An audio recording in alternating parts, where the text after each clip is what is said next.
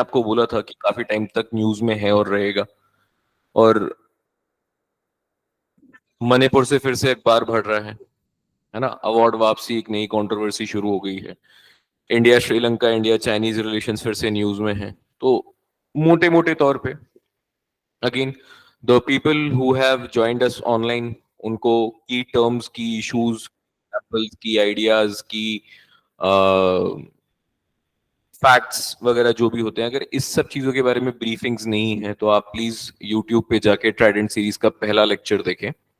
उसमें इस पूरे पैराडाइम को एक्सप्लेन किया गया है, because every week we are adding some new people and a lot of queries are there के आप जो पीडीएफ प्रोवाइड कर रहे हैं उसमें की आइडिया क्या होता है, की टर्म क्या होता है।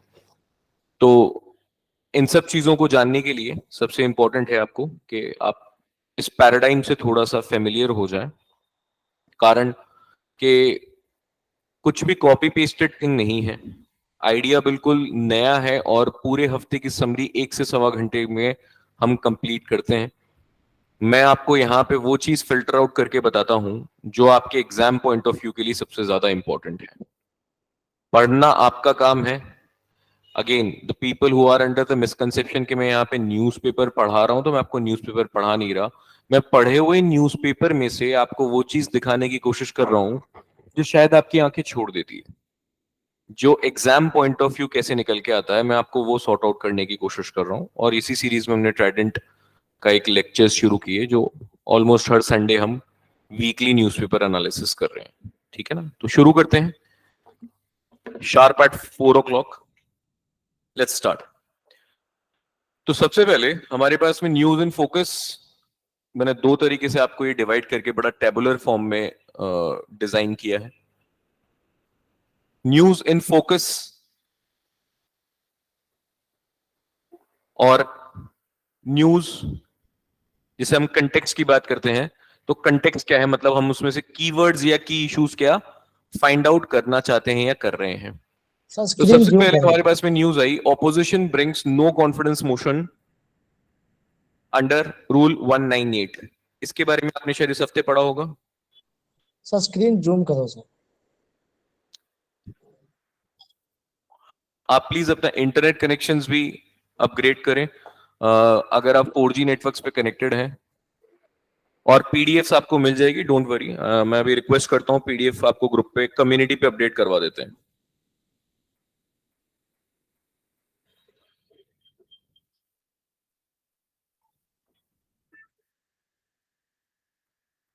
ओके, पीडीएफ विल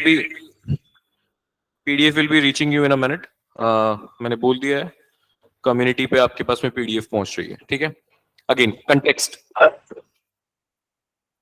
इस वक्त ऑपोजिशन जो है वो एनसीएम मोशन पास करने की फिराक में है, दैट इज अंडर रूल 198। ठीक है, अब इसमें से की इशू हमारे पास में क्या बनता है। सबसे पहले रोल ऑफ ऑपोजिशन या role of dissent in democracy. मैं किसी चीज के लिए अग्री नहीं करता हूं, that is called as dissent. तो डिसेंट का या ऑपोजिशन का कितना बड़ा रोल है डेमोक्रेसी में, ये इंपॉर्टेंट है। क्योंकि डेमोक्रेसी का मतलब सिर्फ ये नहीं है कि आप अपने राइट्स को एक्सरसाइज कर सकते हैं, या एक डेमोक्रेटिकली इलेक्टेड गवर्नमेंट आपने अगर चूज कर ली है तो वो अल्टीमेटली वही आपकी रूलर रहेगी। उस इलेक्टेड गवर्नमेंट को भी अगर आप अपोज कर सकते हैं, आप डिसेंट दे सकते हैं, तो वो है इलेक्टेड डेमोक्रेसी की एक्चुअल स्ट्रेंथ। यहां पे एक बहुत बड़ा पर्सपेक्टिव बनता है मेंस के लिए, सबसे इंपॉर्टेंट आपके लिए पर्सपेक्टिव बनता है the role of opposition and dissent in democracy. ठीक है, नेक्स्ट की term.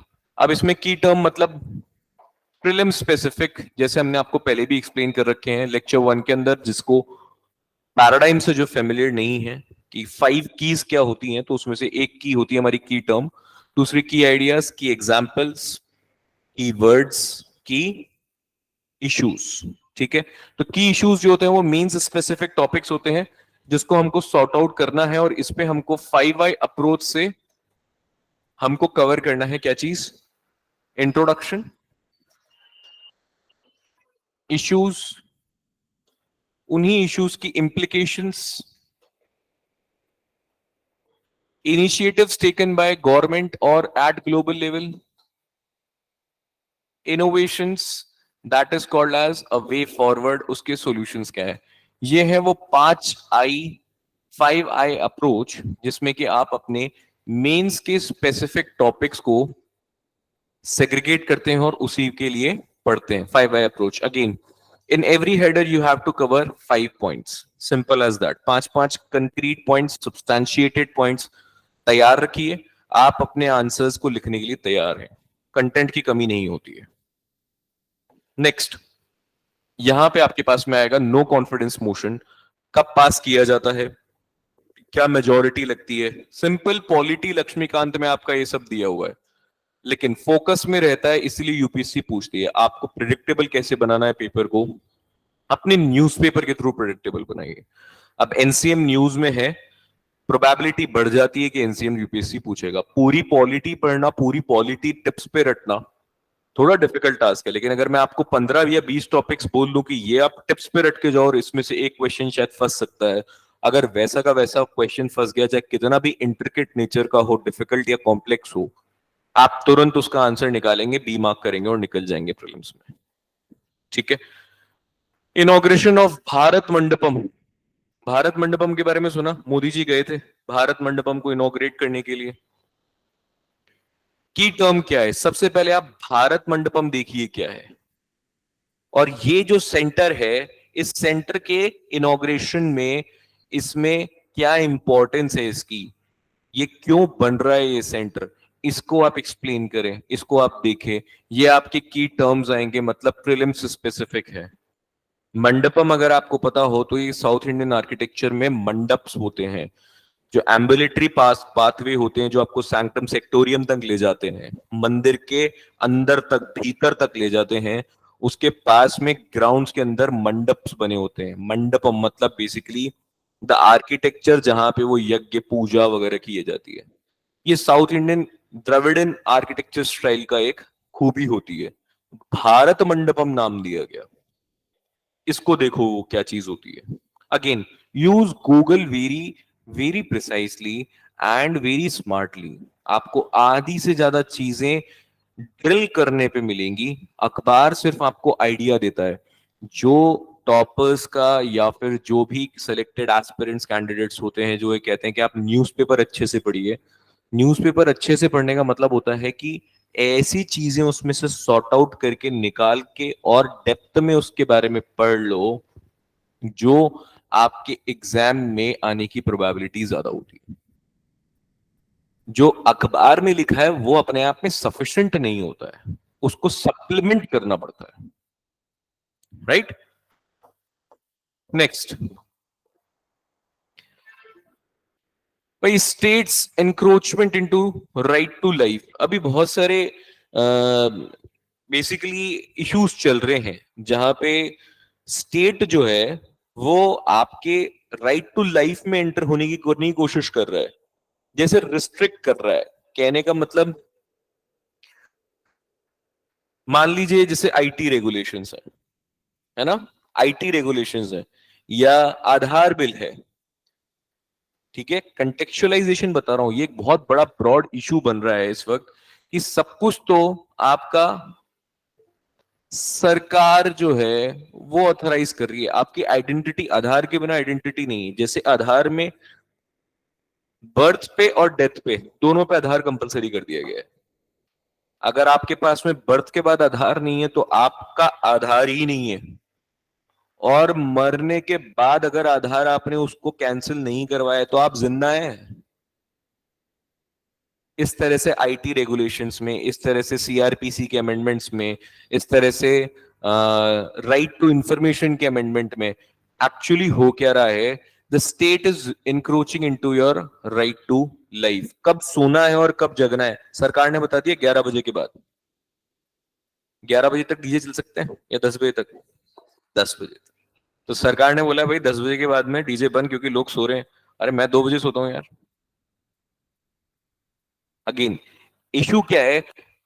Article 21 versus state regulations. This and this is your key issue. इस पे आपका पर्सपेक्टिव होना चाहिए, वेदर इट इज नेसेसरी और not, how the states are regulating your life, and about article 21। Article 21 के अंदर एक बेहतरीन लिस्ट दे रखी है।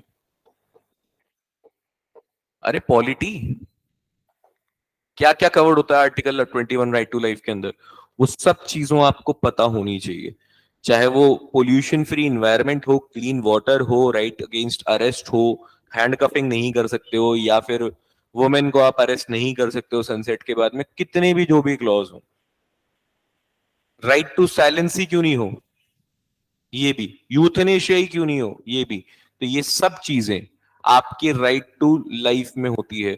इंदिरा स्वानी केस के अंदर में जो पिक्युलैरिटीज ऐड करी गई, या राइट टू लाइफ के अंदर ओरिजिनली जो चीजें थी, उसकी एक बहुत लंबी चौड़ी लिस्ट है। प्रीलिम्स के पॉइंट ऑफ व्यू से आप उसको कवर करें, ठीक है। नेक्स्ट, जीरो एफआईआर की बात की गई है। मणिपुर के अंदर जीरो एफआईआर, जीरो एफआईआर मतलब कहीं से भी आप किसी भी पुलिस थाने के अंदर में आप कंप्लेन लॉन्च करवा सकते हैं। एरिया स्पेसिफिक ज्यूरिसडिक्शन, जो कि एक नॉर्मल पुलिस प्रोसीजर्स होते हैं, जहां क्राइम होता है वहीं का थाना लगता है और वहीं पे आपकी एफआईआर रजिस्टर की जा सकती है। मणिपुर में इस चीज को रिलैक्स कर दिया है, जीरो एफआईआर बोला जाता है इसको। अब ये जीरो एफआईआर क्या है इसको देखो, ये की टर्म है आपकी प्रीलिम्स पर्सपेक्टिव के लिए, क्योंकि अब यूपीएससी जो है वो आपसे बहुत हद तक लॉ पूछने लग गया है। लास्ट वीक मैंने आपको जैसे बेल्स के बारे में बताया था, एंटिसिपेटरी बेल, रेगुलर बेल, है ना, ये तीन तरह की जो बेल मैंने आपको बोली थी कि आपको 376 से आपको कवर कर लेनी चाहिए कि अब बेल क्या क्या होती है, किस किस टाइप की होती है ना, interim bell, regular bell, anticipatory bell 438 के अंदर में। तो ये सारी चीजें आपको कवर करनी पड़ेगी। लॉ पूछता है यूपीएससी प्रीलिम्स में स्पेसिफिकली 2 सालों से 3 सालों से लॉ के कुछ प्रोविजंस यूपीएससी जो है पूछने लगा है, ठीक है। जीरो एफआईआर प्लीज कवर करिएगा, थोड़ा सा गूगल करके पढ़ना होता है आपको, कुछ नहीं है, 2-4 पैराग्राफ, दो तीन इंट्रिकेसीज, उसको कवर करो और दैट्स इट, इससे ज्यादा आपको जरूरत नहीं पड़ेगी। नाउ अगेन कस्टोडियल डेथ, पिछली बार भी इस बार भी अगर ये प्रीलिम्स के पेपर में न्यूज में था, तो प्रीलिम्स के पेपर में था इसलिए क्योंकि वो न्यूज में था ऑलरेडी। अब आप देखिए कस्टोडियल डेथ, दिल्ली के अंदर भी इस बार भी कस्टोडियल डेथ्स वापस से न्यूज में आ रहा है। Again the key issue here is laws operating the custodial deaths, very important. And police reforms in India, यहां पे police reforms in India 5I approach से आप कवर करो, and laws operating the custodial deaths. I would request you, क्योंकि ये इसके under में cover हो जाएगा कस्टोडियल डेथ, इसको की टर्म की तरह भी देखिएगा। Which are the laws which operate your regulate your custodial deaths, किस किस तरह से कंस्ट्रेन किया जाता है,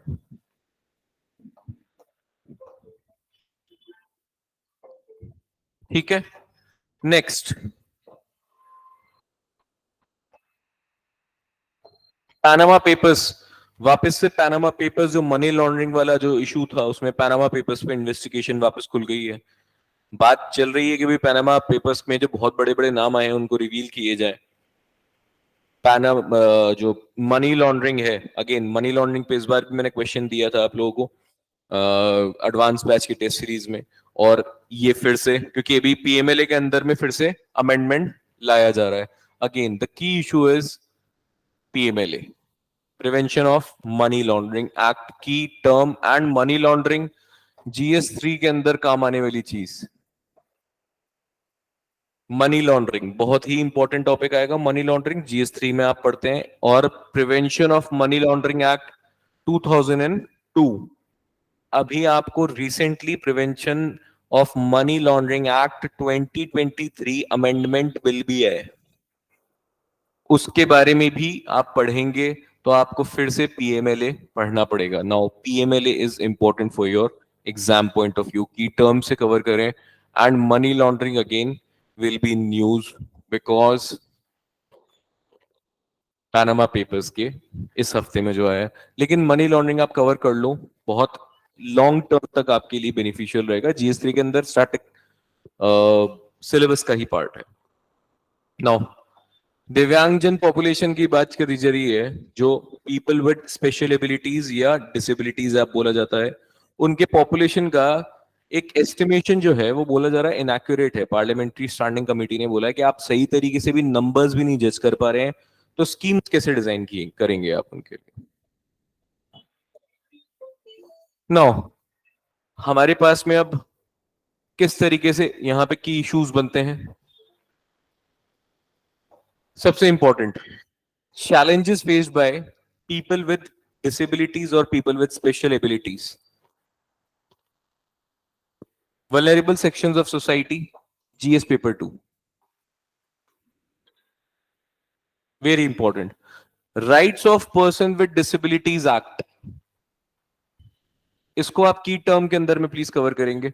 इसके अंदर में 5i अप्रोच नहीं लेनी है क्योंकि एक्ट को आप इतना डेप्थ में नहीं ले जा सकते हैं स्पेशली, लेकिन आप इसमें की टर्म की तरह इसको ट्रीट कीजिए, दो इट इज अ की इशू एज वेल, क्योंकि ये अभी तक बहुत अच्छी तरह अमेंड नहीं किया गया है। ये प्रॉपर जो नीड्स को केटर नहीं करता है पीडब्ल्यूडीज के, बहुत सारे लेक्यूनास और लैप्सेस हैं, लेकिन सिर्फ एक पर्टिकुलर एक्ट पे शायद क्वेश्चन आना थोड़ा मुश्किल है। लेकिन आप इस एक्ट के जो प्रोविजंस हैं उन प्रोविजंस को प्रीलिम्स पॉइंट ऑफ व्यू से थोड़ा सा देख लें। नाउ देयर आर सम की टर्म्स जो इसी आर्टिकल में आया था। एक है आपका विवाको मिलेनियम फ्रेमवर्क, दूसरा है आपका इचियन स्ट्रैटेजी। ठीक है, ये इंचियन स्ट्रैटेजी और ये दो इन चीज इस तरह की जो की टर्म्स आती हैं पेपर में, न्यूज़पेपर्स के अंदर, ये आपसे पूछ लिया जाता है, सीधा पूछ लिया जाएगा आपके बेवाको मिलेनियम फ्रेमवर्क किससे एसोसिएटेड है, is associated to disaster management, ऐसे लिख देगा वो आपको, और आपको नहीं पता तो आपको लगेगा हाँ यार हो सकता है। प्रिसाइसली पढ़ने का है क्योंकि न्यूज में था और बड़ा ही खूबसूरती के साथ में आर्टिकल में ये दो चीजें मेंशन की गई थी। गूगल करके पढ़ोगे इनको आप, नहीं तो आंख के नीचे से न्यूज़पेपर निकल जाता है और पेपर भी वैसे ही निकलता है, क्वेश्चन पेपर। ठीक है, next, national commission for womens, वापस से इसका फेलियर बार बार क्वेश्चन कर रहा है क्योंकि इनएफिशिएंट बॉडी हो चुकी है, कुछ काम कर नहीं रही है। दिल्ली गैंगरेप केस के बाद में दूसरी बार अब बहुत बड़ा जिक्र छिड़ा है, मणिपुर वायलेंस जब हुआ उसमें जो एक शेमफुल डिग्रेडेशन डेरोगेटरी एक्ट किया गया वुमेन्स के साथ में, तब जाके एनसीडब्ल्यू बॉडी जो है वो हाईलाइट होगी। और आज भी बोला जा रहा है कि इस बॉडी का कोई भी काम नहीं है। तो there are issues related to women. सबसे इंपॉर्टेंट,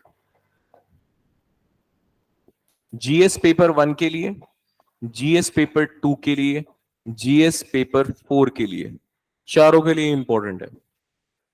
एथिक्स में भी बहुत बड़ी बात है, मणिपुर जैसा इंसिडेंट अपने आप में एक एथिकल क्वेश्चन है जीएस पेपर 2 के लिए, क्योंकि marginalise section of society, vulnerable section of society, वहां के लिए। Gender issues again GS paper 2, women and women organisations GS paper 1, issues related to women and inefficient working of NCW, इन दोनों को आप 5i अप्रोच से कवर करेंगे। ये तो आपको बहुत डेप्थ में करना है, 10-10 पॉइंट तैयार रखो वुमेन चिल्ड्रन पे, health, education, HR, poverty, hunger, malnutrition, इन पे तो आपको 10-10 पॉइंट्स तैयार रखनी चाहिए बेहतरीन लेवल पे। ठीक है,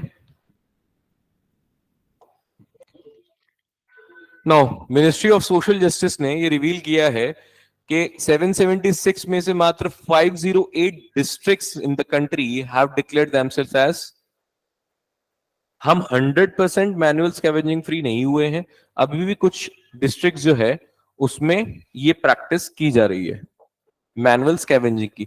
लेकिन फिर भी बहुत अच्छा नंबर है जो अकॉम्प्लिश कर लिया है, और खुद सरकार की ये फिगर है कि ये हम मैनुअल स्कैवेंजिंग फ्री हो चुके हैं। बहुत ही इंपॉर्टेंट टॉपिक जीएस पेपर 2 के पर्सपेक्टिव से और जीएस पेपर 1 के पर्सपेक्टिव से सोसाइटी के अंदर आने वाला topic, manual scavenging menace in India, the menace of manual scavenging in India, बहुत ही इंपॉर्टेंट आपके लिए इशू बनेगा, इसको अच्छे से कवर कर लो। Datas, statistics, pointers, again 5i approach very important.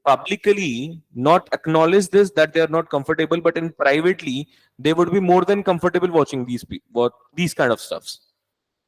तो जब तक हम पब्लिकली इस चीज को एक्सेप्ट नहीं कर लेते, तब तक हमारे लॉज को भी अमेंड करने का फायदा नहीं है. तो दो सवाल आएंगे इसमें. क्या लॉ बदल देने से सोसाइटी का या सोशल चेंज आ सकता है, सोशो इकोनॉमिक पॉलिटिकल मॉडर्नाइजेशन आ सकता है, या मॉडर्नाइजेशन पहले आना जरूरी है, एक्सेप्टेबिलिटी कल्चर की, आइडियाज की, वो ज्यादा इंपॉर्टेंट है, उसके बाद में लॉज अमेंड होने चाहिए. So law could be a driver of social change. Point number 1, yes question mark और नो. या फिर पहले सोशल चेंज आए, उसके बाद में लॉज अमेंड किए जाए, जब एक्सेप्टेबिलिटी हो जाए तब उसको लीगली रीइंफोर्स किया जाए. एक और आपके लिए की इशू रहेगा यहाँ. नाउ अवार्ड वापसी कंट्रोवर्सी. कुछ लोगों ने जो है, बहुत ही एमिनेंट लोगों ने जो है अवार्ड वापस कर दिए हैं. की इशू सिंपल सा इतना है कि जब आप हमको ये बता रहे हैं कि हमको अवार्ड किस टर्म्स में लेना है, अभी सरकार ने कुछ रेगुलेशंस भी ला दिए हैं कि अगर आपको अवार्ड दिया जा रहा है तो ये कंडीशंस हैं, तो बेसिकली आप अवार्ड वापस नहीं कर सकते. कंट्रोवर्सी इसके पीछे ये साइकोलॉजी आपको बताता हूं. स्टेट ऑनर को डिसऑनर करना. अवार्ड क्या होता है? ऑनर. दे कौन रहा है? स्टेट. तो स्टेट ऑनर को डिसऑनर कर दिया मैंने अवार्ड वापस करके. So it is being treated as a symbolic sedition by the state. But क्या ये मेरे आर्टिकल 18 का, 19 का और 21 का वायलेशन नहीं है क्या? I have the freedom of speech and expression. If I can express myself, I have the right to remain silent also. आपने टाइटल्स अबॉलिश कर दिए. आपने बोला कि अवार्ड्स जो होते हैं, एकेडमिक रिवॉर्ड्स जो होते हैं, वो सरकार दे सकती है, लेकिन उसके साथ में टर्म्स एंड कंडीशंस कहां अटैच करी थी कि आप वापस नहीं कर सकते. आर्टिकल 18 में कहीं भी नहीं लिखा है that I can not return the award. तो क्या ये मेरे फंडामेंटल राइट का वायलेशन नहीं है? आप मुझे अवार्ड दे सकते हो, दैट इज ओके. मैं अवार्ड नहीं लेना चाहता, that is my choice. Freedom of speech and expression, freedom of choice, again freedom of choice, article 21, right to life. नहीं चाहिए मुझे बोलना भी पसंद है और मुझे नहीं बोलना भी पसंद है, दोनों ही मेरे फंडामेंटल राइट्स के पार्ट हैं. तो क्या अवार्ड वापसी मेरे आर्टिकल 18, 19, 21 का पार्ट नहीं है? और जब मैं रेगुलेट करने की कोशिश कर रहा हूं अवार्ड वापसी को, आप नहीं कर सकते हो अवार्ड वापस, तो क्या ये मेरे आर्टिकल 18, 19, 21 का वायलेशन नहीं है? है, बिल्कुल है. राजस्थान ने पहला स्टेट बन गया है भाई जिसने गिग वर्कर्स बिल को पास कर दिया है. Again the key issue is gig economy in India. बहुत ही इंपॉर्टेंट यार, इसको बहुत अच्छे से कवर कर लो, 5i अप्रोच से कवर करो. Mostly I believe this question will be asked in your GS3. दूसरा गिग इकोनॉमी से रिलेटेड, अगेन GS2 के अंदर वल्नरेबल सेक्शंस ऑफ सोसाइटी के लिए सोशल सिक्योरिटी के अंदर सोशल जस्टिस वाले पोर्शन में आपसे पूछा जा सकता है कि गिग इकोनॉमी का क्या रोल है, या गिग वर्कर्स जो इनफॉर्मल सेक्टर्स में काउंट हो रहे थे, उनका सोशल सिक्योरिटी कैसे हैंडल किया जा रहा था अब तक. तो राजस्थान ने जो इनिशिएटिव लिया है, that brings formalisation in the gig system, the gig workers economy of India. At least in Rajasthan ये एक अच्छा स्टेप लिया गया है. Next, Twitter's transparency norms. Twitter ने अपने ट्रांसपेरेंसी नॉर्म्स जो थोड़े से अपडेट कर दिए हैं. अगेन अब ये जो जितने भी स्ट्राइक डाउन किए जाएंगे, ट्रांसपेरेंसी आपको रिवील करनी है, XYZ, ये आपके काम का नहीं है. आपसे ना यूपीएससी आज USA की ऑर्गेनाइजेशन के बारे में पूछ रहा है और ना ही कल पूछेगा. इसके पीछे का मकसद क्या था? इसको अमेंड करने का मकसद क्या था? इसको अमेंड करने का मकसद था, या ट्रांसपेरेंसी नॉर्म्स को अपडेट करने का मकसद था, क्योंकि ट्विटर को आजकल लोगों ने एक पब्लिक प्लेटफॉर्म बना दिया है हेट स्पीच करने के लिए, लोगों को प्रोवोक करके हेट क्राइम्स करवाने के लिए।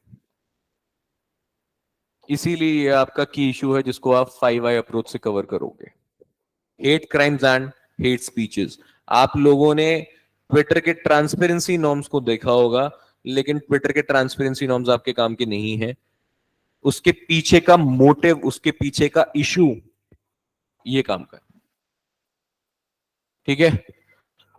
हाँ भाई, internet सैशेस, wifi hotspots, pouches distributed through PM वाणी, ठीक है। अगेन पीएम वाणी स्कीम का नाम है, की टर्म प्रीलिम्स के लिए। डिजिटल इंडिया प्रोग्राम, अगेन की टर्म, कितना एक्सटेंट तक डिजिटलाइजेशन हुआ है, डिजिटलाइजेशन से रिलेटेड डेटाज भी कलेक्ट कर लो, वेरी इंपॉर्टेंट। आपको पता होना चाहिए कि रूरल इंटरनेट पेनिट्रेशन डेंसिटी कितनी है, मोबाइल फोन्स कितने हैं इंडिया में, अर्बन कितना पेनिट्रेशन डेंसिटी है, ठीक है। डिजिटल लिटरेसी का थोड़ा सा आप देखो कि डिजिटल लिटरेसी क्या होती है, कितने लोग पढ़े लिखे हैं डिजिटली। अगेन ये सब आपका कहां काम आएगा, key issue that is digitalisation in India. कितना डिजिटलाइजेशन हो चुका है, कितने की हमको जरूरत है, ये सब डिजिटलाइजेशन में आप कवर करोगे, ठीक है। पीएम वाणी देख लेना भाई, वैसे तो वाणी बहुत अच्छी है पीएम की, लेकिन फिर भी। अच्छा, चाइना के अंदर एक स्टेपल्ड वीजा का इशू आया है। अब वो जो अरुणाचल और अरुणाचल वाला जो रीजन है जिसको हम बोलते हैं कि हमारा है और चाइना बोलता है ये तो हमारा ही है, वहां पे वो स्टेपल्ड वीजा वाला सिस्टम कर रहा है। स्टेपल्ड वीजा क्या होता है?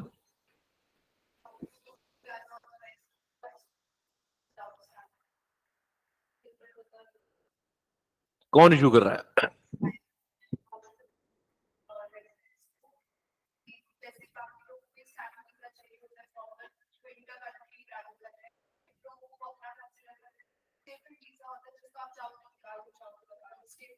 तो कहां जाएंगे वीजा लेके?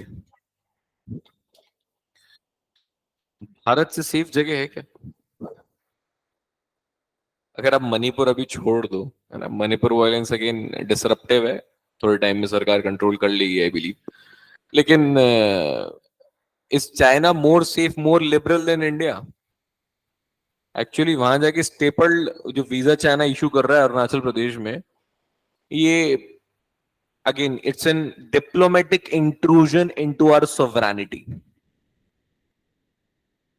That is called as diplomatic intrusion. अब दो तरह के वीजाज होते हैं, एक होता है स्टेपल्ड एंड, ये स्टेपल्ड वाला अनस्टैम्प्ड वीजा होता है, इनफॉर्मल वीजा होता है। मतलब मैं आपकी टेरिटरी में आ सकता हूं, आपने मेरे को स्टेपल करके दे दिया, वापस जाते हुए वीजा हट गया। आप जब वीजा लगेगा तो आप कहां कहां जा रहे हैं, स्टैम्प्ड के अंदर उसमें एंट्रीज होती है, किस किस कंट्री में आप जा रहे हैं उसमें एंट्रीज की जाती है। आप इतने डेट को इतने डेट में यहाँ गए थे, इसका वीजा लगा था, ये पूरी एंट्रीज लॉग्स में मेंशन्ड होता है। स्टेपल्ड वीजा में ऐसा कुछ भी नहीं चाहिए। तो आप इन दोनों वीजास के बारे में पढ़िए, बेसिक डिफरेंस पता करो। देखो हर चीज हो सकता है पेपर के रिफ्लेक्ट नहीं हो पेपर में, ऐसे है ना, आपसे डायरेक्ट स्टेपल्ड और स्टैम्प्ड वीजा नहीं पूछे, लेकिन आपको पता तो होना चाहिए ना कि यार इस तरह की भी कुछ चीज चल रही है। अवेयरनेस भी तो है सबसे इंपॉर्टेंट। ये हो सकता है एग्जाम में नहीं है, लेकिन अवेयरनेस के लिए 2 पैराग्राफ इस पे पढ़ना कोई खास बात है नहीं। इशू बहुत बड़ा है इंडिया और चाइना रिलेशंस, इसका एग्जाम्पल ये रहा।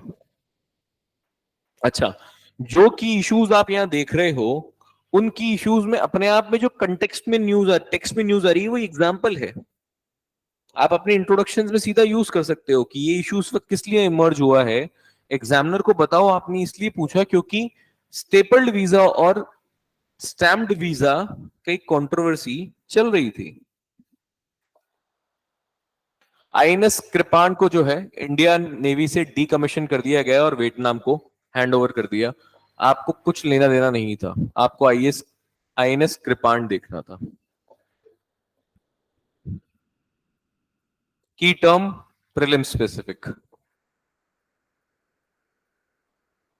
ठीक है। फिर साउथ एशिया न्यूक्लियर जीरो बनाने की बात है, लेकिन हम क्या है, हमारे पड़ोसी नेबर्स से परेशान हैं। उनके पास में जब तक न्यूक्लियर वेपन्स रहेंगी, हमको भी रखना जरूरी है। चाइना, पाकिस्तान, दो ऐसी कंट्रीज, और दोनों ही इतने शरीफ देश जो हमारे पड़ोसी हैं, इनकी शराफत से डील करने के लिए हमको अपने आर्म्स को, हमारे स्ट्रैटेजिक लोकेशंस को सिक्योर करके रखना पड़ता है, टॉप नॉच रखना पड़ता है। उसी में एक है हमारे पास में न्यूक्लियर वेपन्स। तो हमारा न्यूक्लियर डॉक्ट्रिन यहाँ इंपॉर्टेंट है, जहां पे हम नो फर्स्ट यूज की पॉलिसी पे स्टिक करते हैं। हम कभी भी पहले न्यूक्लियर वेपन फायर नहीं करेंगे, ये हमारी पॉलिसी के अंडर में। लेकिन आपने फायर कर दी तो हम उसको डिफेंड करने के लिए और उसके अगेंस्ट में अग्रेशन के लिए, दोनों चीजों के लिए हम एलिजिबल हो जाएंगे, और उसके बाद में हम छोड़ेंगे भी नहीं। नो फर्स्ट यूज की पॉलिसी हम स्टिक करते हैं। अगेन यहाँ पे की टर्म आएगी नॉन प्रोलिफरेशन ट्रीटी। इसको बहुत अच्छे से पढ़ना, प्रीलिम्स के पॉइंट ऑफ व्यू के लिए बड़ा इंपॉर्टेंट है। एनपीटी साइन नहीं कर रखी है कुछ कंट्रीज ने, उसमें से एक कौन सी है? क्या हमने एनपीटी साइन कर रखी है? इंडिया ने कर रखी है एनपीटी साइन? या नॉन प्रोलिफरेशन ट्रीटी अगर साइन कर दी होती तो बात ही क्या थी। नो, जापान के जो फॉरेन मिनिस्टर हैं वो मिले इस जंग शंकर से, नॉट इंपॉर्टेंट। आपको यहां से इंडिया जापान रिलेशंस को डेप्थ में कर लेना है। अगेन बहुत ही सिंपल सी अप्रोच है, 5I एंड 5P, 5 पॉइंट तैयार रखो, 5 आईज तैयार करो, और हर आई के अंदर 5 पॉइंटर्स तैयार कर लो बस। हाँ भाई, ब्रिज टू कोलंबो नाम से एक आर्टिकल था, मतलब बेसिकली कैसे इंडिया और श्रीलंका के बीच में एक राम सेतु, नया 21st सेंचुरी का राम सेतु बनाया जाए। रिलेशंस के बारे में बात की जा रही है, उसमें कहाँ का हर्डल्स हैं और कहाँ कहाँ सबसे इंपॉर्टेंट इंडो चाइना और Indo Sri Lanka relations. 5I approach से कवर करो मेंस के लिए। दूसरा, ये नेबरहुड फर्स्ट पॉलिसी क्या है भाई इंडिया की? हालांकि ये इसमें कवर हो जाएगा, बट आप इसको की टर्म की तरह भी देखें। What is neighbourhood first? ये इंडिया की एक पॉलिसी है, नेबरहुड फर्स्ट पॉलिसी। इसको प्लीज देखो, ठीक है। अगेन सागर फ्रेमवर्क, सागर फ्रेमवर्क क्या है?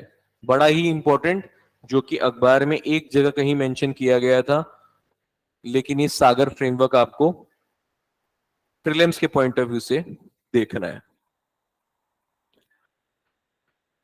इजराइल के अंदर बेसिकली कोई जुडिशियल पावर को लिमिट करने के लिए कोई बिल इंट्रोड्यूस किया गया है। अब इसके लिए हमारा कोई लेना देना नहीं है। हमारे लिए इंपॉर्टेंट क्या है, यहां से की आइडिया पिक करना। Can ethnocracy and democracy be combined? Mobocracy का नाम सुना है आपने? अभी आपको मैंने 2 दिन पहले शशि थरूर ने जो पिछले साल एक टर्म इंट्रोड्यूस करी थी उसके बारे में बताया था, कौन सा? एनोक्रेसी। आप देखो वो क्या होता है, ठीक है। सवाल आता है इस बात पे, क्या एथनोक्रेसी और डेमोक्रेसी एक साथ चल सकती है क्या? अगेन इजराइल के एग्जाम्पल से आपको सिर्फ एक की आइडिया लेना है। आइडिया मतलब सिर्फ एक पैराग्राफ, 2 लाइन 3 लाइन का एक आइडिया फेच कर लो कि हाँ ऐसा कुछ हो सकता है। की टर्म यहां पे यूज हुई थी ultra nationalism, it could be your key word also.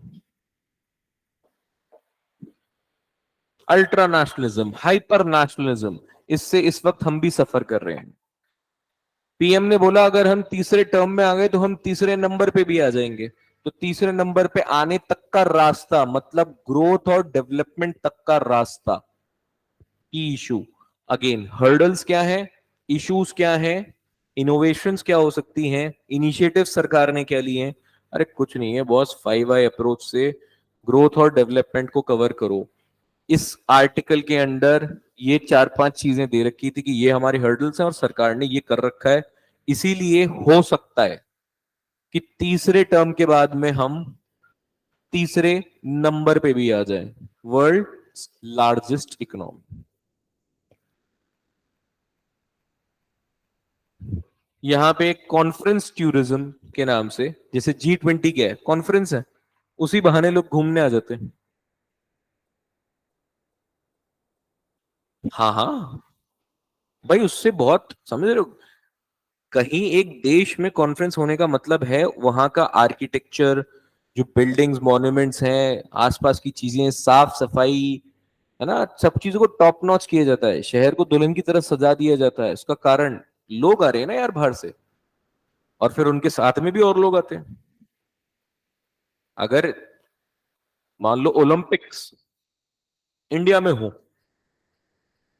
तो जहां जहां ओलंपिक्स की डेस्टिनेशन होगी, जहां जहां ग्राउंड होंगे, आप उसको देखो क्या लेवल पे लोग ओलंपिक्स देखने आएंगे। वर्ल्ड कप होगा अगर इंडिया में, तो वर्ल्ड कप लोग देखने आएंगे। तो उसकी वजह से क्या होता है, ये क्रिकेट टूरिज्म हो जाएगा। क्रिकेट वर्ल्ड कप होने वाला है, क्रिकेट टूरिज्म हो जाएगा। टूरिज्म को बूस्ट मिलता है, इकोनॉमी को बूस्ट मिलता है। ठीक है, ये anatomy of India's growth again, इसी में ही पूरा पर्सपेक्टिव्स काउंटर पर्सपेक्टिव्स की परिभाषाएं हैं ये। आपको ये की इशू कवर करना है, ग्रोथ एंड डेवलपमेंट, मतलब बेसिकली आने वाले समय में इस वक्त हमारे पास में क्या इश्यूज हैं और उसको कैसे रिजॉल्व करके हम टॉप पे आ सकते हैं। No, India tames inflation by exports, bans stock limits, instead we need to use import policy liberally. Basmati ban कर दिया है हमने, non basmati rice, sugar, subsidy, कुछ चीजों पे सब्सिडी है, चीज को समझो, कुछ चीजों पे हमने सब्सिडाइज कर रखा है, खाओ, और कुछ चीजों को एक्सपोर्ट में रोक दिया गया है, एक्सपोर्ट मत करो, खाओ, हमारे लिए सेल्फ सफिशिएंसी के लिए। अगर इन्फ्लेशन कंट्रोल करना है, ठीक है, इन्फ्लेशन अगर कंट्रोल करना है, तो क्या हमारे पास में सिर्फ यही चीज बची है कि हम एक्सपोर्ट्स को बैन करें अपने, या हमारे स्टॉक्स को लिमिट करें? स्टॉक्स लिमिट्स करते हैं क्यों? जैसे टमाटो के केस में अभी 120 140 रुपए तक रेट जा रही है, उसमें एक बहुत बड़ी प्रॉब्लम पीछे ये भी आ रही है कि होल्डिंग कर रहे हैं लोग। डिमांड सप्लाई का गैप बढ़ते ही क्या होता है, चीजों की प्राइसेस बढ़ जाती है। पल्सेस, हर चीज पे स्टॉक लिमिट कर देना, ये एक्सपोर्ट बैन कर देना is not the solution. Rather हमको इंपोर्ट पॉलिसी को या एक्सपोर्ट पॉलिसी को, एग्जिम पॉलिसीज को लिबरली यूज करना चाहिए, ग्लोबली इंटीग्रेट करना चाहिए। कंटेक्स्ट ये था। आपके पास में इशू आएगा, क्या सेल्फ रिलायंस के नाम पे हम सेल्फ आइसोलेट हो रहे हैं क्या? आप यकीन मानो, ये न्यूज़पेपर्स में इस तरह की लाइन नहीं लिखी है। This is what the key analysis is. Analysis करके हम यहां तक पहुंचे हैं, क्या सेल्फ रिलायंस के नाम पे, आत्मनिर्भर भारत के नाम पे, खाओ खाओ खाओ के नाम पे, क्या हम सिर्फ हम खा रहे हैं, बाकी सबको भूखा छोड़ रहे हैं? तो क्या सेल्फ रिलायंस के नाम पे हम सेल्फ आइसोलेशन में तो नहीं जा रहे हैं? It is just like corona period. आप कोरोना पीरियड में सबसे पहले अपने घर में राशन लाके रख रहे थे, जिस पड़ोसी के साथ में 20 साल तक आपने अच्छे रिश्ते निभाए, उससे भी दूर भाग रहे थे आप, in the name of life. पहले अपनी जिंदगी बचा लो, ये बच रही है जिंदगी। क्या सेल्फ रिलायंस के नाम पे हम सेल्फ आइसोलेट तो नहीं होते जा रहे? जिस वक्त हमको लिबरली इंटीग्रेट होना चाहिए ग्लोबली, ग्लोबल इंटीग्रेशन की बात चल रही है, ग्लोबल विलेज की बात चल रही है, ग्लोबल सिटीजनशिप की बात चल रही है, वहां पे हम एक्सपोर्ट बैन्स की तरफ जा रहे हैं। इसमें एक एंजल्स लॉ टर्म आई थी, इसके बारे में पढ़ो, प्रीलिम्स पर्सपेक्टिव के लिए जरूरी है। हाँ भाई, सेमिकॉन इंडिया 2023 अगेन, की टर्म क्या है आपकी? India semiconductor mission. ये श्रीनगर में शुरू हो रहा है, हो चुका है मतलब। India semiconductor mission, and very important जो मैंने आपको लास्ट में भी, पिछले वीक भी मैंने आपको कहा था कवर करने के लिए, सेमीकंडक्टर इंडस्ट्री के बारे में, सेमीकंडक्टर कैसे बनता है, सेमीकंडक्टर की पॉलिसीज क्या हैं, कहाँ कहाँ प्लांट्स हैं इंडिया के अंदर में, कितनी परसेंट इकोनॉमी इस पे रिलाई कर रही है, इंपॉर्टेंस क्या है सेमीकंडक्टर का, सब कवर करो सेमीकंडक्टर के बारे में। सेमीकंडक्टर बहुत इंपॉर्टेंट है आपके लिए, पिछले हफ्ते हमने कवर कर दिया इसलिए मैंने आपको रिपीट नहीं करवाया है जी। सेमीकंडक्टर का सेमी, कॉन्फ्रेंस का कौन।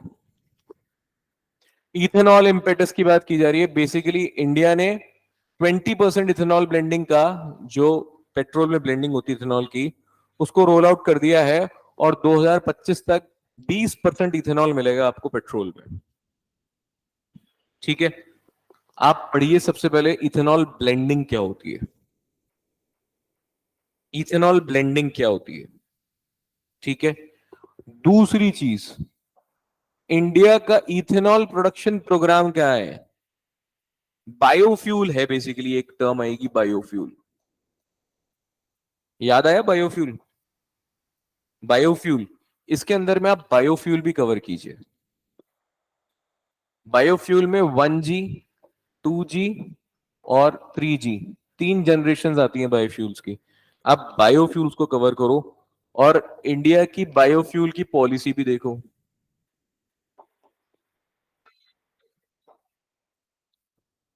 ये बहुत इंपॉर्टेंट है, इनसे पहले ये इंपॉर्टेंट है, क्योंकि बायोफ्यूल पॉलिसी के दिमाग में रखते हुए ही ये प्रोग्राम लॉन्च किया गया है, ethanol production programme. Sugar cane से, मोलासिस से, कहां से, कैसे बनता है, कौन से, कैसे बनता है इथेनॉल, पता होना चाहिए आपको। और ये 1G, 2G और 3G में आपको पता लग जाएगा। कुछ एग्रीकल्चर के बाय प्रोडक्ट से बनता है, कुछ फूड के वेस्टेज से बनता है, तो आपको पता होना चाहिए कि ये कैसे बनता है, इथेनॉल का प्रोडक्शन कैसे होता है। और उसके पहले बायोफ्यूल्स के बारे में पढ़ोगे, वेरी वेरी इंपॉर्टेंट बायोफ्यूल्स। फिर आप पढ़ोगे इथेनॉल और मीथेनॉल के बीच का फर्क। इथेनॉल क्या होता है, मीथेनॉल क्या होता है। OH ग्रुप के कंपाउंड्स है दोनों। आपको, जिसने साइंस नहीं पढ़ रखी हो शायद नहीं समझ पाएगा इस चीज को, लेकिन OH ग्रुप के कंपाउंड्स है। तो इथेनॉल कैसे बनेगा, बेंजीन रिंग कैसे बनती है ना, ये कुछ ही टर्म्स होती हैं। OH कंपाउंड देखिए कैसे अटैच होता है, ये इतना इंट्रिकेट नहीं जाना होता, लेकिन आप यूज देखो मीथेनॉल और इथेनॉल के यूजेज, इसके केमिकल कॉम्पोजिशन से ऊपर उठ के इनके यूजेज देखना। यूपीएससी में यूज इंपॉर्टेंट है। पेटेंट एक्ट जो है वो ओवरराइड करेगा भाई कंपटीशन एक्ट को। किसने बोला है, दिल्ली हाई कोर्ट ने। इसमें की टर्म है आपके पास में patents act 1970, anti trust laws in India, and competition commission of India.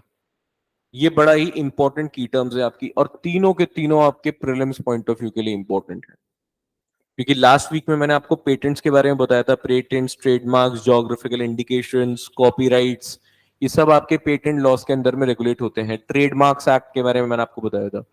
तो बेसिकली इंटेलेक्चुअल प्रॉपर्टी राइट्स जो पूरा एक टॉपिक है GS3 के अंदर, तो जो इंटेलेक्चुअल प्रॉपर्टी राइट्स है, आप उन सब चीजों के बारे में जब पढ़ते हो, तो पिछले वीक अपन ने ये कवर करा IPR के इश्यूज। इस बार ये 3 टर्म्स न्यूज में रही हैं। पेटेंट्स एक्ट को देखो, एक्ट को, एंटी ट्रस्ट लॉस को देखो इंडिया में, और कंपटीशन कमीशन ऑफ इंडिया जो एक स्टैट्यूटरी बॉडी है, इसके बारे में देखो। ये रेगुलेट करती है, मोनोपोली नहीं होनी चाहिए कंपटीशन में, इस चीज को ये रेगुलेट करती है।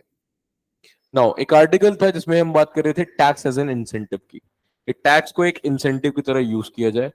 इसमें की इशू है टैक्स ट्रांसपेरेंसी कैसे बढ़ाई जाए, कैसे टैक्स बॉयंसी बढ़ाई जाए। हालांकि ये अगेन ये बड़ा ही बेसिक जो है आपकी की टर्म्स है। टैक्स ट्रांसपेरेंसी हो गया, टैक्स बॉयंसी हो गया, टैक्स ब्रैकेट हो गया, टैक्स बेस हो गया, ये सब इकोनॉमिक्स में आप पढ़ते हो। अगर आप इन शब्दों से फेमिलियर नहीं है, तो सबसे पहले आप इन शब्दों से फेमिलियर हो जाए। बहुत इंपॉर्टेंट है टैक्स बेस को, टैक्स बॉयंसी को, टैक्स ट्रांसपेरेंसी को, है ना, इन सब चीजों को जानना। और उसके बाद में यहाँ पे एक ESG डिस्क्लोजर्स की बात की गई है, that is called as environment, social and governance disclosures. इसको की इशू की तरह आप ट्रीट कर रहे हो, लेकिन मैं आपको कहूंगा tax as a whole cover करो। बेसिकली कि टैक्स रेजीम में क्या दिक्कतें हैं हमारे साथ में, और मैं कह रहा हूं 10-10 पॉइंट तैयार रखो, क्योंकि GS3 के अंदर में बेसिक्स के अंदर में ये चीजें आती है। Tax regime in India,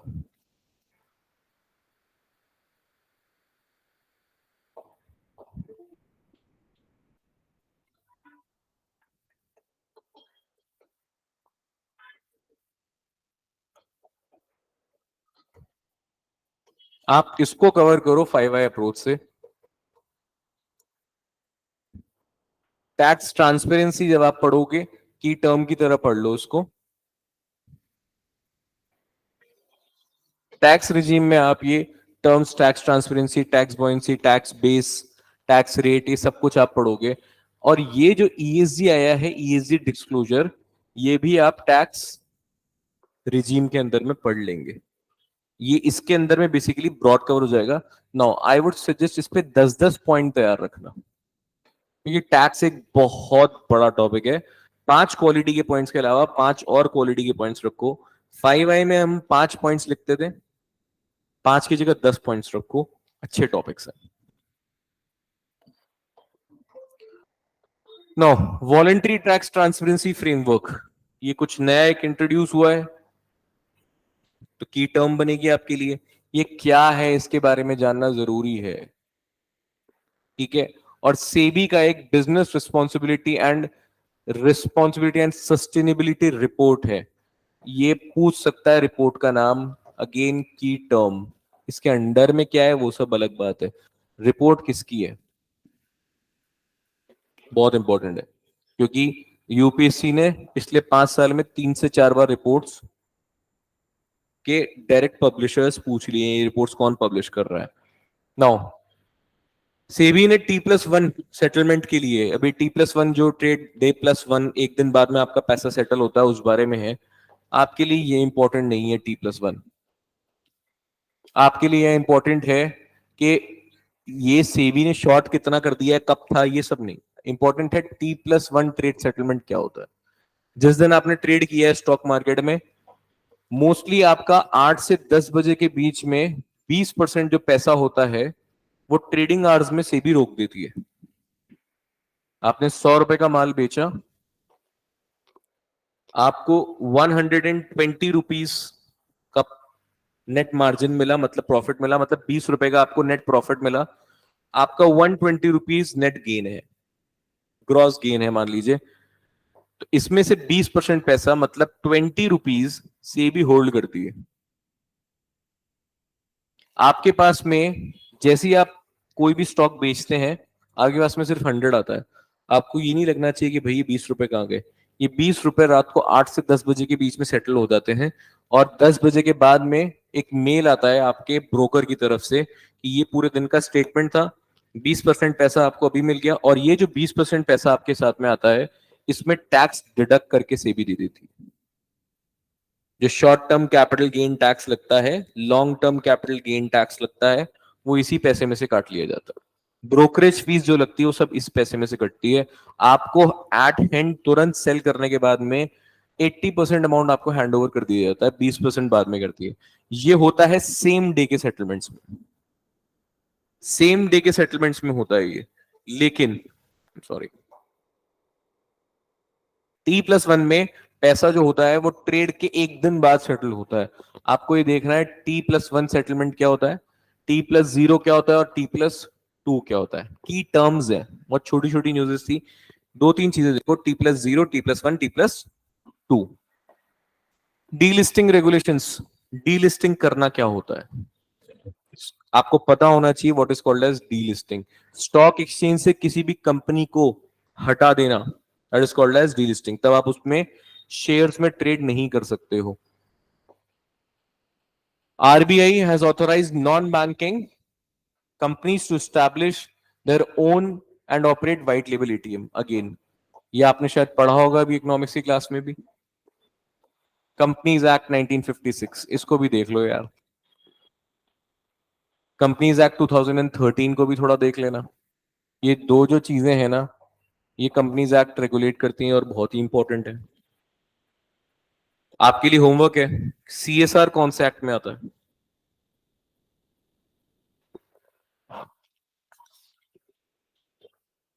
Which acts mandates and provides for CSR?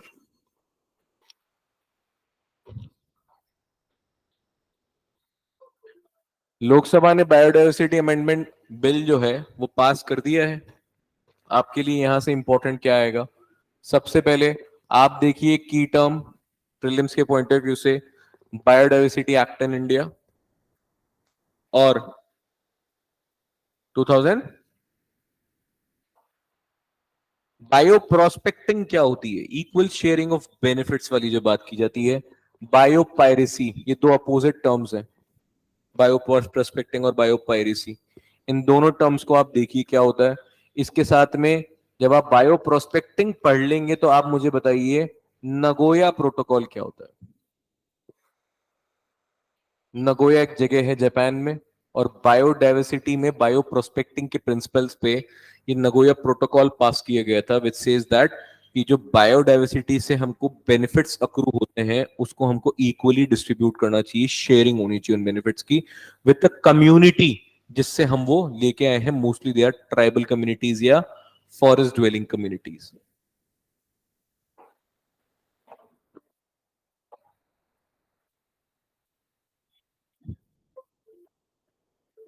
Forest conservation amendment bill भी फिर से पास हो गया है, अमेंडमेंट बिल 2023। आपके लिए फिर से यहां पे की टर्म बनती है forest conservation act 1980 and the forest conservation act of. यार एनवायरमेंट के पॉइंट ऑफ व्यू से बहुत बेहतरीन न्यूज आई है इस बार, ठीक है। की इशू ये रहा भाई, क्योंकि इस बिल में कुछ ऐसे प्रोविजंस हैं विच eases the regulations, the procedures, जहां पे आप लैंड को नॉन फॉरेस्ट यूज या कमर्शियल पर्पसेस के लिए यूज कर सकते हैं। अब ये सवाल है चेंज इन लैंड यूज का। जिस चीज के लिए ओरिजिनली वो लैंड डेजिग्नेटेड था या ट्रेडिशनली चला आ रहा था, फॉरेस्ट ड्वेलर्स रह रहे थे, ट्राइबल्स रह रहे थे, अब आप उस लैंड को किसी कमर्शियल एंटरप्राइजेस को बहुत आसानी से दे सकते हैं। वो लैंड का जो यूज है उसका चेंज करना पहले बड़ा डिफिकल्ट था, अब उस चीज को लिबरलाइज कर दिया। और फॉरेस्ट कंजर्वेशन अमेंडमेंट बिल 2023 के थ्रू ये करा गया। इसीलिए आपका की इशू है, क्या हम इन्वायरमेंट को सैक्रिफाइस करके डेवलपमेंट की तरफ बढ़ रहे हैं क्या? और क्या इस चीज को हम इंक्लूसिव डेवलपमेंट बोल सकते हैं? जी नहीं। आपके पास में इशू आया change in land use, environment versus development, and the most important issues which envelopes all these things is inclusive development. Inclusive development again example है ये सब, जिस टेक्स्ट से इशू बन रहे हैं, जिस न्यूज से इशू बन रहे हैं। आप देखिए ये वाला जो पूरा पोर्शन आपका यहाँ चलता है इस वाले ब्लॉक में, ये सब आपके की एग्जांपल्स हैं। ये सब एग्जाम्पल्स हैं, आपको जरूरत ही नहीं पड़ेगी एग्जाम्पल्स ढूंढने की। एक इन्वेजिव स्पीशीज आई है भाई वीड की, जो एलिफेंट हैबिटाट्स में तमिलनाडु में परेशानी क्रिएट कर रही है।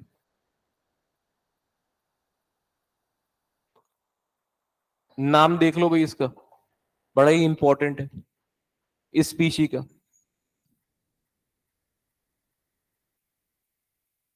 वीड है, और वीड एक्चुअली कल्टीवेट की जा रही है अब, है ना। वीड जो है वो कल्टीवेट की जाती है क्योंकि एक बहुत ही प्रोमिनेंट फॉर्म के नशे हैं ये, और कल्टीवेट करने वाले भी कौन है? हम ही लोग हैं। और कहां कर रहे हैं अब? ऐसी जगह जाके जहां सरकार खुद लोगों को नहीं पहुंचने देती है, रिजर्व्स में, फॉरेस्ट एरियाज में, तो वहां पे क्या है, शांति से कल्टीवेशन हो जाता है। अब वो एक इन्वेजिव वीड स्पीशी जो है वो इंट्रोड्यूस हुई है, जिसका नाम क्या है, बस याद रख लेना है ना, अपने अपने वाले नाम ही ठीक होते हैं। हाँ भाई, ये जो सेंचुरी है, महादेई सेंचुरी जो है, उसको टाइगर रिजर्व डिजिग्नेट कर दिया है। अगेन, टाइगर रिजर्व से जो पहले भी न्यूज आई थी, मैंने आपको बताया था, दो तीन इंपॉर्टेंट की टर्म्स आपको कवर कर लेनी चाहिए। एक एनटीसी है, नेशनल टाइगर कंजर्वेशन अथॉरिटी। दूसरा, एक ये सोलीगा ट्राइब है कर्नाटका का, बड़ी इंपॉर्टेंट ट्राइब है भाई। आप इसके बारे में थोड़ी सी ब्रीफ हिस्ट्री देखिए, जैसे ही आप गूगल करेंगे सेकंड या थर्ड पे कोई रिजल्ट आता है, वो बड़ा अच्छा इसके बारे में, सोलीगा ट्राइब्स के बारे में बताता है, इसकी बड़ी सिग्निफिकेंस है। ठीक है। और सोलीगा ट्राइब्स का इंपॉर्टेंस ये था कि कुछ साल पहले 2012-13 की भी न्यूज में सोलीगा ट्राइब की प्रेजेंस के कारण, उनकी प्रेजेंस के कारण टाइगर पॉपुलेशन वहां बढ़ गई थी। Rather than human animal conflict या टाइगर की लाइफ को, उनके लाइफस्टाइल को थ्रेटन करने की बजाय, उनकी प्रेजेंस से टाइगर पॉपुलेशन बढ़ गई थी। तो ये नेचर फ्रेंडली होते हैं, ये हंट नहीं करते हैं, इसीलिए इस सेंचुरी में भी आपको ये लोग मिल जाएंगे। ठीक है। की इशू क्या है आपका, टाइगर वर्सेस ट्राइबल्स। ठीक है। मैं आपको बोलूंगा, टाइगर वर्सेस ट्राइबल ट्रोप की बात है, ये इतना बड़ा इशू नहीं बन पाएगा, इस पे पॉइंटर्स नहीं मिलेंगे, but you can read about it and make it a की आइडिया। आप बता सकते हो कि भाई एक तरीका और है, जो आप कॉलर्स पुट कर रहे हो ना कूनों के अंदर, जिसकी वजह से टाइगर्स की डेथ हो रही है, इससे बढ़िया आप नेचर फ्रेंडली ट्राइब्स को देखो, जिसमें कि एग्जाम्पल सोलीगा ट्राइब्स का आप डालो कर्नाटका की, एग्जाम्पल आप उठा लो और की आइडिया यहां से लो। टाइगर कंजर्वेशन की इशू है, अगेन कूनो में भी ये न्यूज में रहा था, इसीलिए टाइगर कंजर्वेशन की इशू, इसकी जगह आप इसको पूरा कंप्लीट करो। यहां पे आपको पॉइंटर्स कम मिलेंगे, इस पे आपको पॉइंटर्स जबरदस्त मिल जाएंगे। Read it.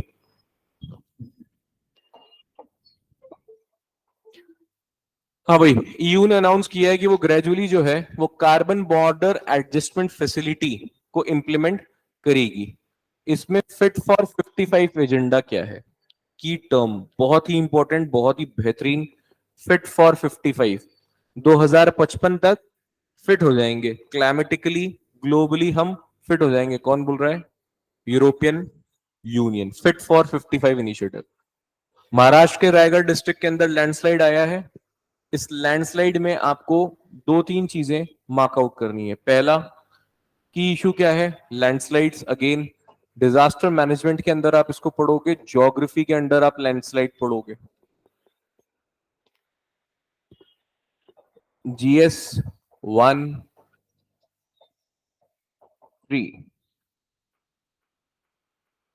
लैंडस्लाइड्स दोनों का ही कंपोनेंट है, बहुत बेहतरीन तरीके से करो।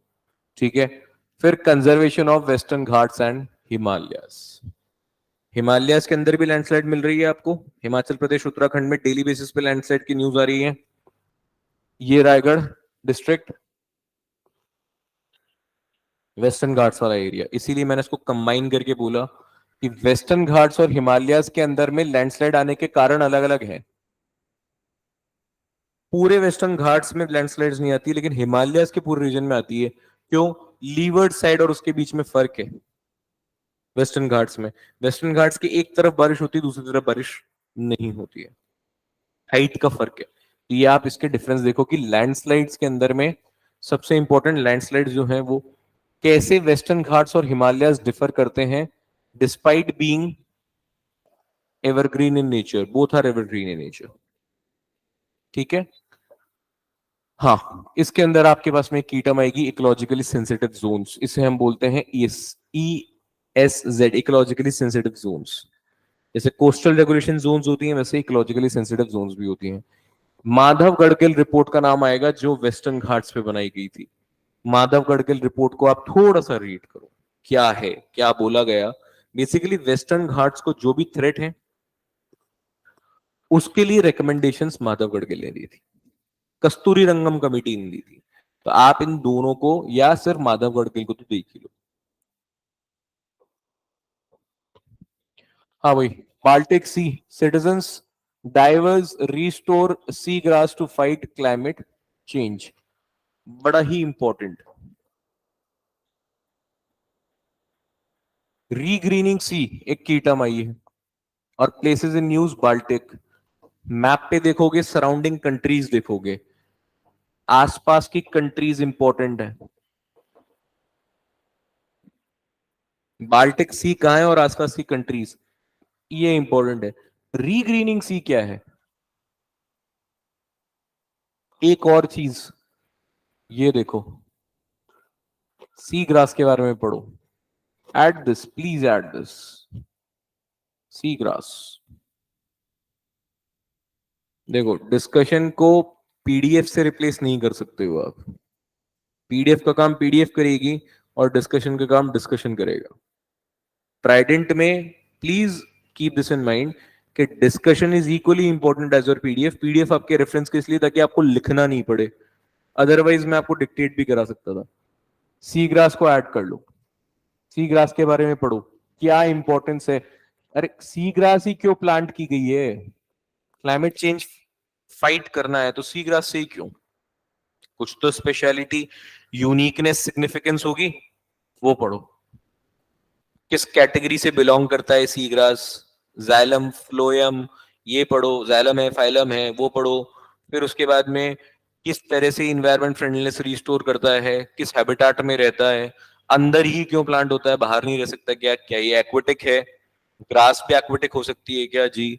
बेंथम है या किस तरह से है भाई? एक तो होते हैं जो बेंथोस होते हैं, ठीक है, तो मतलब बॉटम ड्वेलिंग है, या पानी के ऊपर रह सकता है, पानी के नीचे रहता है। ये फर्क होते हैं, ये इन्वायरमेंट में आप सब पढ़ोगे, बट अगेन सी ग्रास के बारे में आप पढ़ो। नाउ की इशू क्या है? Climate change. अगेन इसको मैं बोलूंगा आप 10 पॉइंट से कवर करो, बहुत ही बेहतरीन। इससे बड़ी चीज है ही नहीं इस वक्त। हाँ भाई, एक समिट हुई है, new global financing pact which is being hosted by France for addressing the climate financing. सोचना ही नहीं है, climate financing and its mechanisms, 5I approach. Again 10 points. Financing पे देखो, बहुत बड़ा इशू है यार, बहुत ही बड़ा इशू है क्लाइमेट फाइनेंसिंग। और लगातार क्लाइमेट फाइनेंसिंग जो है वो न्यूज में चल रहा है। क्लाइमेट फाइनेंसिंग को 5I अप्रोच से देखो, 10 पॉइंट्स प्रिपेयर करो, ठीक है। की टर्म,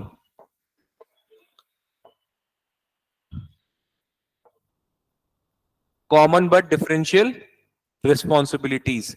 देखो सीबीडीआरआरसी क्या होता है, सीबीडीआर तो आपको पता है, सीबीडीआरआरसी क्या होता है? मिस नहीं करो ऐसी चीजें। ये ग्लोबल एनवायरनमेंट फैसिलिटी कौन कंट्रोल करता है, किसके अंडर में आती है और कौन कौन से प्रोजेक्ट को फाइनेंस करती है? देखो, green climate fund, adaptation fund, same चीज देखनी है। Who is the regulator? ये फंड किस किस ने मिलके बनाया है और ये किस किस प्रोजेक्ट को फाइनेंस करता है? एसडीजी 13 देखो, एसडीजी 15.5 देखो, क्लाइमेट फाइनेंसिंग से रिलेटेड एसडीजीज हैं ये। हाँ जी, थॉ का मतलब क्या होता है? थॉइंग ऑफ आइस बोलते हैं क्या? What is thaw?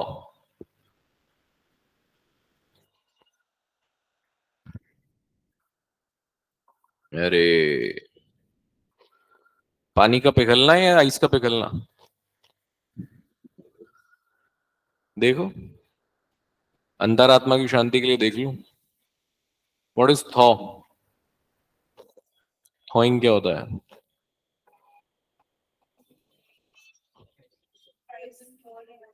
पिघल रहा है, कुछ तो पिघल रहा है। यही पिघल रहा है। परमाफ्रॉस्ट रीजन क्या है? What is permafrost? मतलब साल के 365 दिन जो जमा हुआ रहता है, that is called as permafrost region. Expansion of permafrost thawing. Permafrost region के अंदर में जो पिघल रहा है, मतलब अब आर्टिक रीजन, अंटार्कटिक रीजन्स के अंदर में वो एक्सपेंशन जो है वो पिघलता जा रहा है। तो इससे क्या होगा? सी लेवल इंक्रीज होगा। सी लेवल इंक्रीज होगा, फ्लड्स की टेंडेंसीज बढ़ जाएगी। सबसे पहले मॉलडीव्स और ये जो छोटे मोटे आइलैंड्स हैं डूबने लग जाएंगे। अगेन की इशू इसमें ग्लोबल वार्मिंग है, क्योंकि इसकी वजह से क्या है? थॉइंग हो रही है भाई, सबसे बड़ा ग्लोबल ये। फिर आप परमाफ्रॉस्ट रीजन को देखो।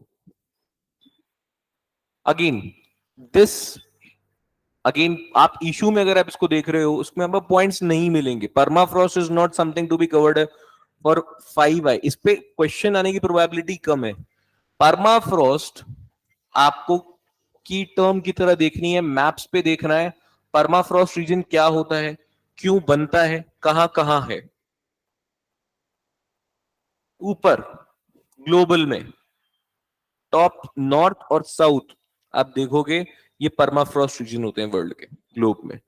नाउ प्लेसेस इन न्यूज़, साखा रिपब्लिक, रशिया।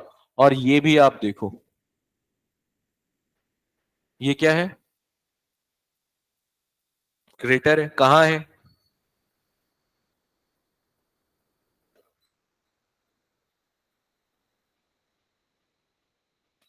लोकेट करो।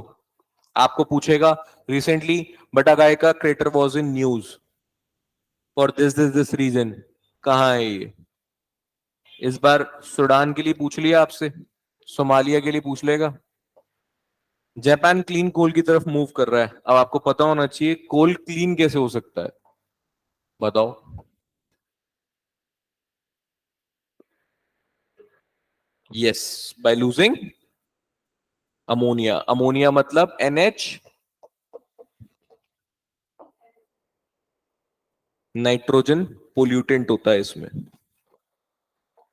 ये आपको एडिशनल इंफॉर्मेशन दी गई है।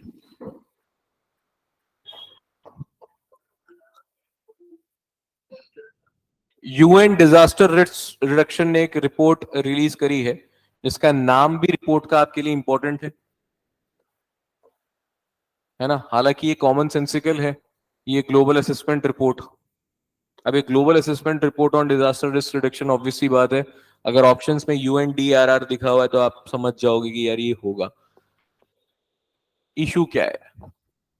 डिजास्टर रिस्क रिडक्शन की टर्म्स इसमें मेंशन की गई थी। सेंडाई फ्रेमवर्क बनाया गया है।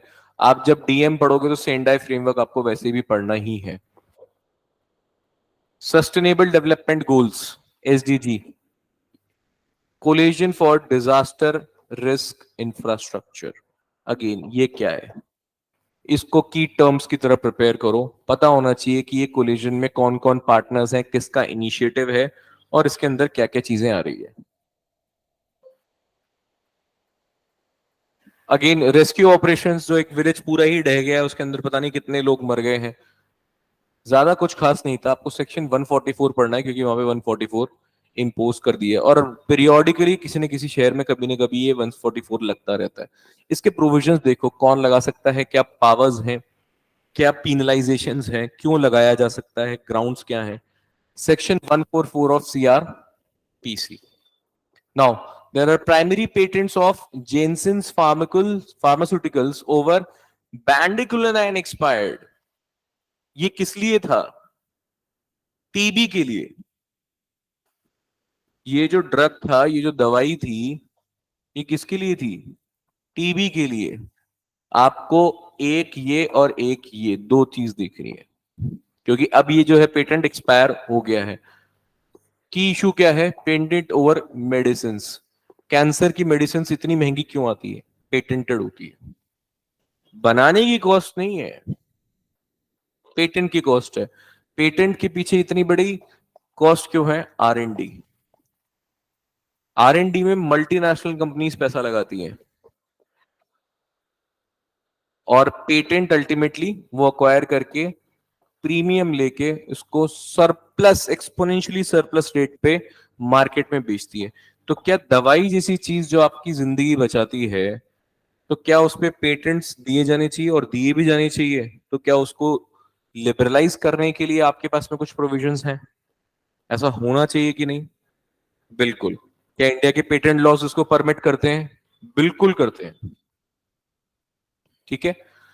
आप इस, एक तो बेंडाकोलाइन के बारे में आप पढ़ें, और दूसरा ये ड्रग रेजिस्टेंट टीबी क्या होता है, जो टीबी ड्रग्स से भी कंट्रोल में नहीं आता है। Now there are some news जो अभी चल रही है कि क्योर आ रहा है एचआईवी का, जो है क्योर आ रहा है। तो सबसे पहले आप देखिए एड्स क्या है, एचआईवी क्या है। एचआईवी और एड्स डिफरेंट है। एचआईवी एक टाइप का, एड्स क्या है? Acquired immuno deficiency syndrome. आपकी बॉडी जो है उसकी इम्यून सिस्टम क्या हो जाता है? डेफिशिएंट हो जाता है, कमजोर हो जाता है। इसमें CD4 इम्यून सेल्स आती हैं एक, उसका फंक्शन देखो, CD4 इम्यून सेल्स क्या होती है। ठीक है। And the key issue here is कि जो स्टेम सेल्स ट्रांसप्लांट की बात की जा रही है एचआईवी के अंडर में भी, ये जो बात कर रहे हो क्या एचआईवी को हम क्योर कर लेंगे स्टेम सेल्स को ट्रांसप्लांट करके, तो क्या इसकी कुछ लिमिटेशंस हैं क्या? स्टेम सेल्स के बारे में भी ऊपर प्लीज पढ़ लीजिएगा अगर आपको नहीं पता तो। If you don't know about stem cells, please add it. What are stem cells? Stem cells and stem cells therapy.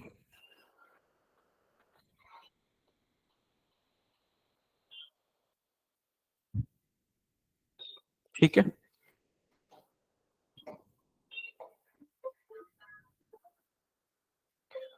ICMR ने कुछ एविडेंस फाइंड किए हैं नीपा वायरस के, जो हमने शायद लास्ट ईयर वीक भी कवर किया है। नीपा वायरस के बारे में देखो, नीपा वायरस क्या है। ज्ञानवापी सर्वे को सुप्रीम कोर्ट ने रोक दिया है फिर से। ज्ञानवापी सर्वे के अंदर दो तीन इंस्टीट्यूशंस न्यूज में आए, उसमें से एक था ASI, archaeological survey of India. Statutory body है, क्या काम करती है ये देखो। दूसरा, आर्कोलॉजिकल सर्वे ऑफ इंडिया की वेबसाइट पे जाके आप देखिएगा कि कौन कौन सी website archaeological survey of India ने मेंशन कर रखी है। जो भी websites archaeological survey of India की वेबसाइट पे मेंशन्ड होगी ना, मतलब प्लेसेस जो वेबसाइट पे मेंशन्ड है वो बहुत ही बेहतरीन कुछ यूनिक प्लेसेस होती हैं। वहां पे एएसआई अपना जो है उसको मेंटेन करने का काम करता है, रेगुलेट करने का काम करता है। तो वो जो है आपकी वेब, इस तरह की चीजें जैसे ताजमहल हो गया, भानगढ़ हो गया, ये वो, ये कुछ सिग्निफिकेंस होती है इसकी। उस सिग्निफिकेंस प्लेसेस के बारे में आप पढ़ लो, तो वो आपके प्रीलिम्स में बड़ा काम आता है। एक ग्राउंड पेनिट्रेटिंग रडार के बारे में बार बार बोला जा रहा है कि जिससे पता करेंगे कि अंदर क्या था ज्ञानवापी के नीचे। साइंस देखो इसकी, ये कैसे काम करता है। दूसरा, places of worship act 1991, very important, क्योंकि इसमें जो कट ऑफ डेट है वो क्या है? 15 अगस्त 1947। आप जब ये प्रोविजंस पढ़ोगे इसके, थोड़ा सा अगर आपने अखबार पढ़ा है, तो ये जो कट ऑफ डेट है मेंशन कर रखी थी यहाँ पे 15 अगस्त 1947। भाई निगम बोध घाट, जो रेड फोर्ट के पीछे है, निगम बोध घाट के बारे में, दिल्ली में है। अब ये निगम बोध देखो क्या है, बस। रेड फोर्ट और फोर्ट आपके लिए कोई काम का है नहीं, पता है आपको इतना तो। 1945 ट्रिनिटी न्यूक्लियर टेस्ट। अभी ओपनहाइमर नाम की एक मूवी भी आई है ना, न्यूक्लियर बॉम्ब बनाने की या एटम बॉम्ब बनाने की है। हाँ, atomic bomb. The project name was Robert Oppenheimer was a scientist and the name of the project was Project Manhattan. Trinity test क्या था ये देखो। एक टर्म थी डाउन वाइंडर्स, इसको देखो। डाउन वाइंडर्स बेसिकली कौन होते हैं? The people who live near nuclear test sites. Chernobyl का नाम सुना है आपने? न्यूक्लियर ट्रेजेडी हुई थी चेर्नोबिल, रशिया। डाउन माइंडर्स बोला जाता है। Radiation exposure compensation act 1990। आप अगर ध्यान से पढ़ेंगे हिस्ट्री को तो हमारे यहाँ पे भोपाल गैस ट्रेजेडी हुई थी। मिथाइल आइसोसाइनाइड था शायद उसके अंदर में, एक पेस्टिसाइड प्लांट था जहां से एक गैस लीक हुई थी। 2 और 3 दिसंबर को 1984 में ये भोपाल गैस ट्रेजेडी हुई थी। और करीबन बोला जाता है, अनऑफिशियल नंबर्स बोलने की, 1 लाख से ज्यादा लोग मारे गए थे। थोड़ा सा ऐसे ही ब्रीफली कंटेक्स्ट आया है तो भोपाल गैस ट्रेजेडी के बारे में थोड़ा सा देख लेना। ऐसे कुछ अभी आया नहीं पेपर में, पर देख लो, काम की चीज है। इंटरनेट पे एक नया रैंसमवेयर आया है भाई, जो सर्टेन ने वार्निंग इशू करी है। शाहरुख खान वाली अकीरा, है ना?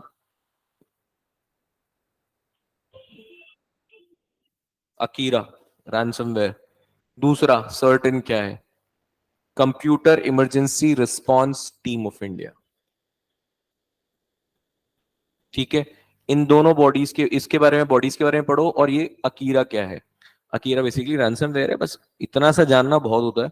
टाइप्स ऑफ रैंसमवेयर भी नहीं पता तो रैंसमवेयर भी देख लो। कंप्यूटर कैप्चर कर लेता है, कंप्यूटर खोलने के, या आपकी कोई डॉक्यूमेंट या आपकी फाइल या इमेज जो है वो आपको ले लेता है आपसे और बोलता है कि भाई पैसा दो और तो छोड़ देंगे, या नहीं तो बर्बाद कर देंगे आपको।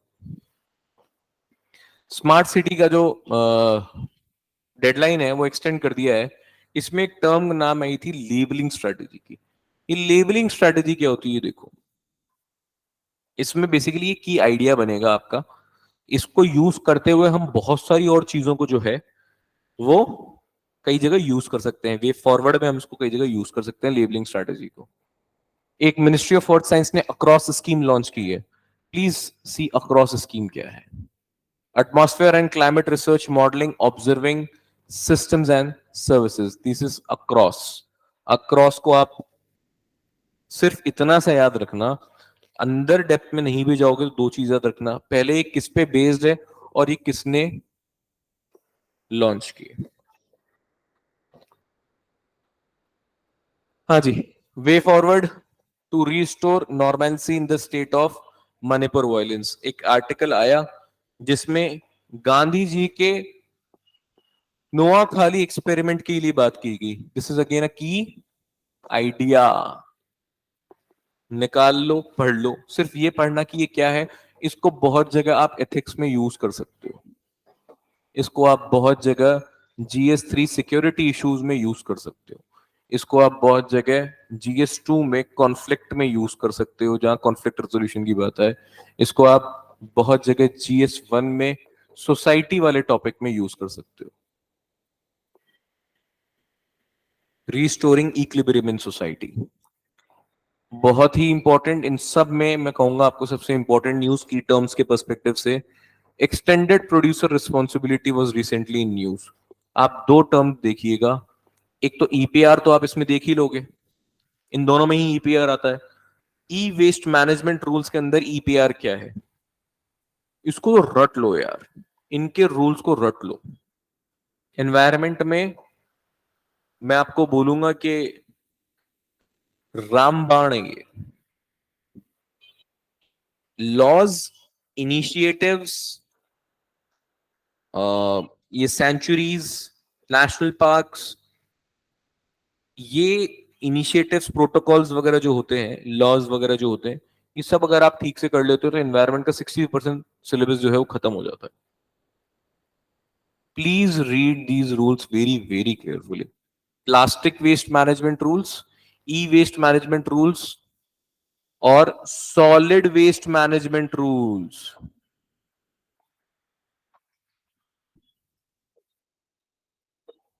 ये भी ऐड कर लो इसमें।